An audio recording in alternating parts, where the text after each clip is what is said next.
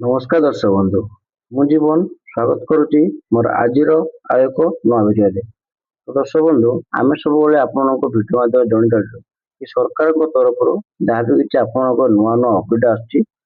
आम भिडियो माध्यम आपको आम जन आसीचु कि आज गोटे आप गोटे बहुत बड़ अपडेट आप जनवाई जाऊँगी कि जदि आप घर फोर व्हीलर अच्छी आपण फोर व्हीलर गला जो टोल प्लाजा आप क्रॉस कर टोल प्लाजा आपणकर गोटे टोल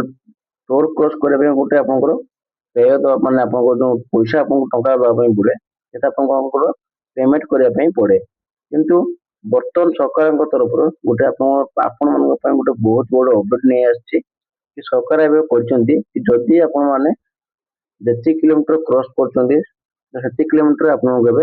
टंका देवाई पड़ो आगुरी आपको सिस्टम था जदि आप 60 किलोमीटर बाहर जाती 60 किलोमीटर बाहर गले आपंकर जहाँ भी किसी बाध्यतामूलक थी देवाई पड़ो नचेत आप 60 किलोमीटर तौक आसते 60 किलोमीटर टंका आपको देवाई पड़ो कि आपंकर से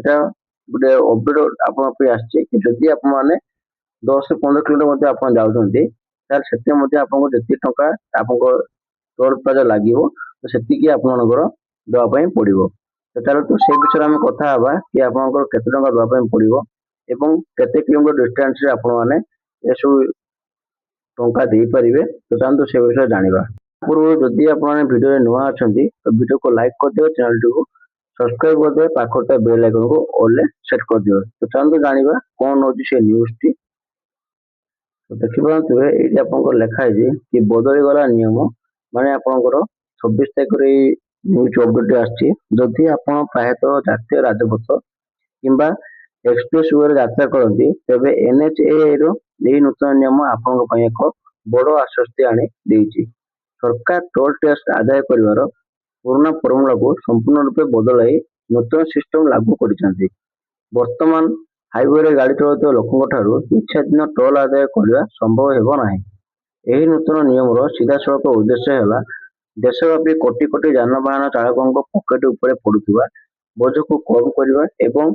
सेमानक यात्रा को सहज करवा आसतु जाना नूतन पोर्टाल फर्मुला द्वारा आपण हाईवे यात्रा किपरि सस्ता और सहज होगा जाऊँगी